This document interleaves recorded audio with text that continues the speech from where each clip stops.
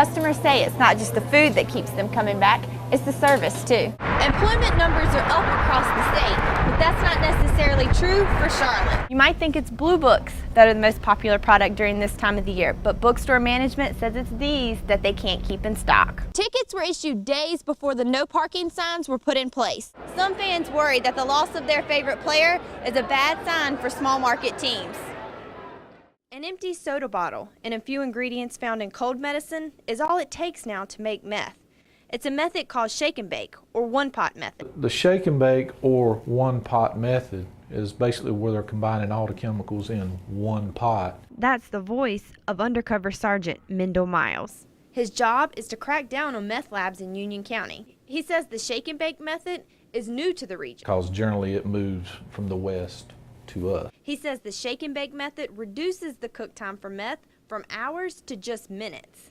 Method is easier to make and easier to conceal and hide. And you can literally hide all the stuff in a backpack.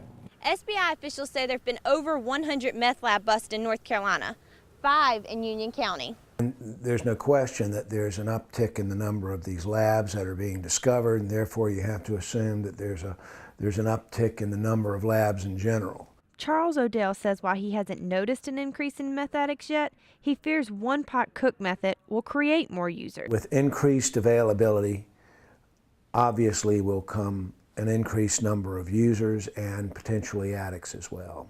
Potentially making Sergeant Miles' job more difficult and hazardous. Megan Wood, News 14, Carolina. This historic house in Concord was intentionally set on fire, but firefighters were close by. We're doing recruit class training, live burn, using structures.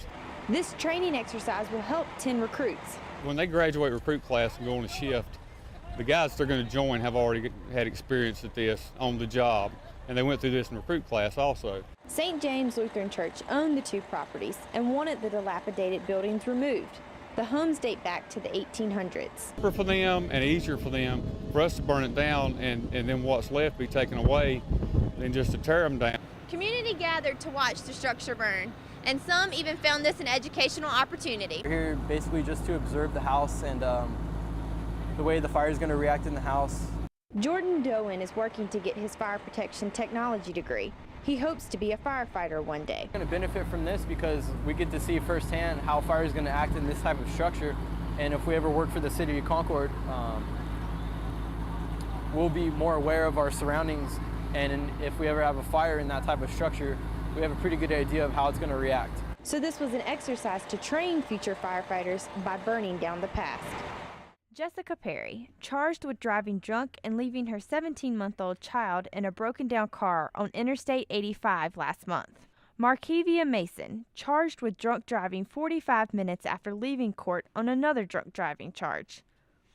Tracy Elliott, arrested by Mount Holly police for drunk driving 12:30 in the morning, her 2- and 5-year-olds in the back seat.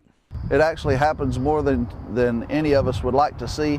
Following this series of unusual drunk driving cases and the habitual drunk driver Howard Paysauer's recent conviction, Gastonia police are telling drunk drivers they're coming after you. And if you want to get out and drink and drive, you probably shouldn't do it over here. Paysauer was arrested at least 3 times prior to the night he killed 17-year-old Laura Fortenberry and injured 2 of her friends. It's cases like these that give police a reason to be frustrated. We like to see it when they're giving out harder sentences because it is so serious.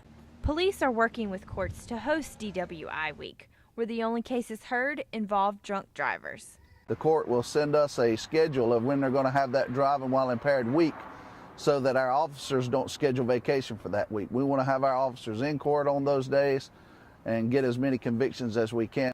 Sergeant Clark admits officers compete at night to try and arrest as many drunk drivers as possible, a competition that's about saving lives. We take driving while impaired here in Gaston County very seriously.